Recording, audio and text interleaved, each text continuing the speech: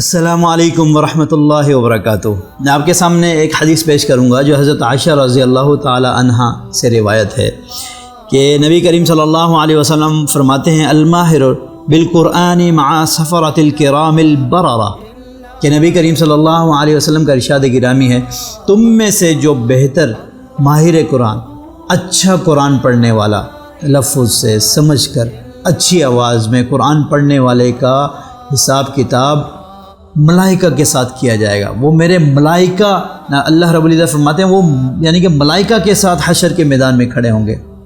ملائکہ کے ساتھ حساب کتاب ہونا ایک بہت بڑا رتبہ ہے میرے بھائیوں۔ اس سے آگے چلیں، نبی کریم صلی اللہ علیہ وسلم فرماتے ہیں والذی یقرأ القرآن ویتتعتع فیہ، اور جو تم میں سے قرآن پڑھتا ہے یتتعتع فیہ، جو اٹکتا ہے، زبان پر لفظ نہیں چڑھتا، حروف کی ادائیگی ٹھیک نہیں کر پاتا، معنی کو سمجھنے کی کوشش کر رہا ہے، سمجھتا نہیں ہے، مگر قرآن پڑھ رہا ہے اللہ کی ذات کو راضی کرنے کے لیے۔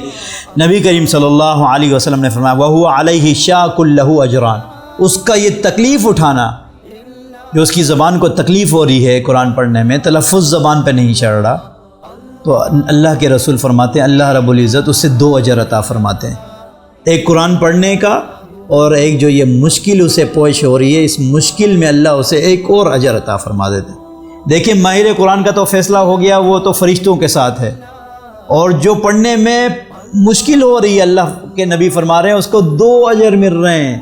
یہ حدیث میں ان بھائیوں کے لیے بیان کر رہا ہوں جو ماہ رمضان کے ہونے کے باوجود قرآن کی تلاوت نہیں کرتے۔ وہ یہ کہتے ہیں کہ ہم کیسے تلاوت کریں، ہم سے گناہ ہو جائے گا، ہم غلط پڑھ لیں گے، زبان سے الفاظ نہیں ادا ہوتے۔ میرے بھائیوں ادا نہیں ہوتے، مشکل ہو رہی ہے، اس حدیث کے مطابق آپ کو تو ڈبل اجر مل رہا ہے۔ اچھے قرآن پڑھنے والے قاری قراء سے زیادہ بدلہ مل رہا ہے، انہیں 1 اجر مل گیا، ان کا اعلان ہو گیا، اور آپ کو تو کہا لہو اجران، 2 اجر ہیں تمہارے لیے۔ تو میرے بھائیوں ماہ رمضان میں زیادہ سے زیادہ قرآن کی تلاوت۔ نبی کریم صلی اللہ علیہ وسلم نے فرمایا جس کے دل میں قرآن کریم نہیں ہے کل بیت الخرب، اس کا دل ویران گھر کی طرح ہے، کہ اپنی ویرانیوں کو ختم کریں۔ آپ کا یہ ڈر، یہ خوف کہ قرآن غلط پڑھ دوں گا، گناہ ملے گا، عذاب ہوگا، اس سے بھائی عذاب نہیں ہوگا۔ آپ نہیں پڑھیں گے لازمی عذاب ہوگا۔ اگر قرآن پڑھنے کی کوشش کریں گے، 1 بار غلط پڑھیں گے، 2 بار پڑھیں گے، 3 بار پڑھیں گے، 4تھی بار خود ہی ٹھیک ہو جائے گا۔ تو میرے بھائیوں زیادہ سے زیادہ قرآن کی تلاوت کریں۔ زبان جتنی اٹکتی ہے، آپ کو بھلے معنی بھی نہیں سمجھ میں آ رہے ہیں، تلفظ کی ادائیگی صحیح نہیں ہو رہی، کوشش کریں۔ آپ جب کوشش کریں گے اللہ رب العزت کبھی کسی کی کوشش کو ضائع نہیں کرتے، اور جو غلطیاں آپ سے ہو رہی ہیں ادائیگی میں، اللہ تو اس کا تمہیں دگنا اجر دے رہے ہیں۔